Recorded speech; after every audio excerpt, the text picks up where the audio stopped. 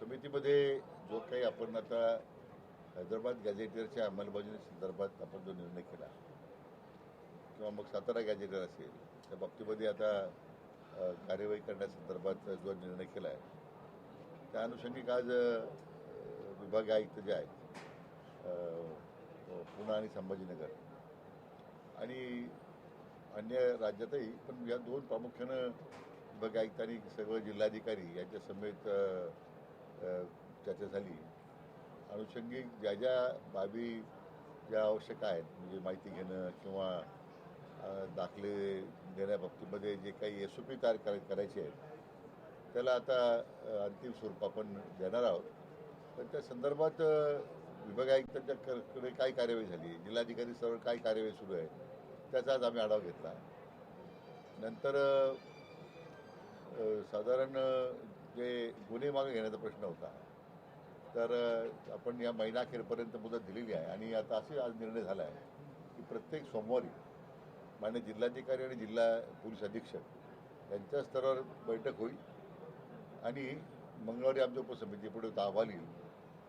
एक time bound पद्धतीने हे सगळे गुन्हे मागे घेण्याच्या बाबतीमध्ये कार्यवाही करण्याच्या सूचना दिलेल्या आहेत. नंतर जी काही आंदोलक जे मृत्युमुखी पडले होते साधारण 96 लोकांच्या रकमा बाकी होती ती रक्कमसुद्धा मागच्या 2 दिवसामध्ये सर्व जिल्हाधिकाऱ्यांकडे सुपूर्द करण्यात आली आहे. म्हणजे ती सुद्धा रक्कम जमा करण्यात आली आहे. बाकी काही मग नोकरीचे विषय होते 53 लोकांचे त्यांना इस्तिमा मंडळात सामावून घेतलेले आहे. काही लोक राहिलेत, काहींच्या मागणी होती आम्हाला वितरण कंपनीकडे घ्या आमच्याकडे किंवा MIDCकडे घ्या. तर तोही प्रस्ताव मी आज त्यांना तपासून घ्यायला सांगितलेला आहे. म्हणजे माझ्याकडे नाही आणि आमच्या उपसमिती पुढे आज माहिती आज सादर झाली नाही पण ती माहिती घेऊ आपण का असे कोणते गुन्हे आहेत. आणि त्याचबरोबर जे RTO कडून जे दंड झाला होता गाड्यांवर तर त्या बाबतीमध्ये आम्ही पुढच्या मीटिंगमध्ये आढावा आम्ही घेणार आहोत की आंदोलक काय शेवटी याच्यामध्ये त्याच गाड्या होतात का, कोणत्या साधनं होती त्याच्यावर दंडात्मक कारवाई झाली त्याचाही सुद्धा आम्ही आता माहिती घेऊन ते सुद्धा दंड माफ करण्याबाबतीमध्ये पुढच्या बैठकीत आपण निर्णय करू. भुजबळांनी प्रेस घेतली आणि त्यांनी त्या शासन निर्णयावरती जोपर्यंत हे लागू होणार नाही आम्ही दुधाच्या गाड्या किंवा भाजीपाला मुंबईमध्ये पोहोचू देणार. असं की जरांगे पाटलांना आपल्या माध्यमातून एवढीच मला विनंती आणि आवाहन करायचं आहे. आता एक उपसमिती स्थापन झाली त्याच्यावर चर्चा झाली आपल्या झालेल्या निर्णयामध्ये गॅझेटरचे GR निघालेत. आता अंमलबजावणी प्रक्रियेमध्ये जी काही व्यवस्था जिल्हा पातळीवर विभागीय पातळीवरची करावं लागते तर त्याला जो काही कालावधी लागणार तो थोडा लागतोय पण तरी आमचा प्रयत्न आहे की अधिक त्याला गती देऊन एक कालबद्ध पद्धतीने या सगळ्या याची अंमलबजावणी व्हावी असा आमचा प्रयत्न आहे.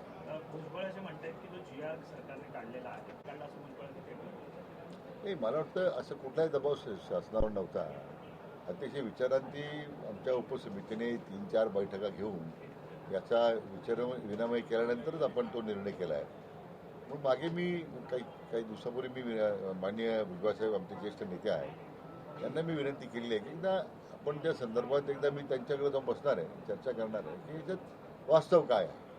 बऱ्याच वेळा IQ माहितीवरही काही मतं तयार होतात परंतु आम्हाला वाटतं की आमच्या समितीला असं वाटतं की निश्चितपणे आम्ही त्यांचा गैरसमज दूर करू शकतो. भुजबळांनी असं म्हटलं आहे का तो शासन निर्णय मागे घ्या किंवा त्यातला काही बदल जो आहे तो बदल करून सुधारणा करा.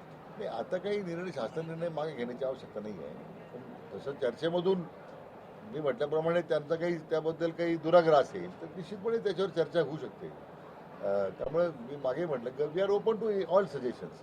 असं काही फार आम्ही वॉटरटाईट कंपार्टमेंट सारखी सिच्युएशन नाही की आता आम्ही डावीकडे जाणार नाही उजवीकडे जाणार नाही. शेवटी राज्याची जी सामाजिक ऐक्य जे आहे हे आपल्याला कायम टिकवायचं आहे.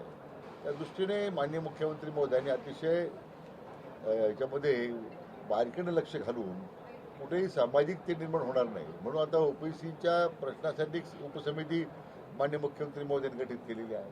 ती त्याच्या संदर्भात चर्चा करेल. मग ते अध्यक्ष मी या समितीचा अध्यक्ष जो आहे आम्ही दोन्ही अध्यक्ष बसूनही मग पुढं मुद्दे जे डिस्कंटेंटचे वाटतात की त्याच्यामध्ये काही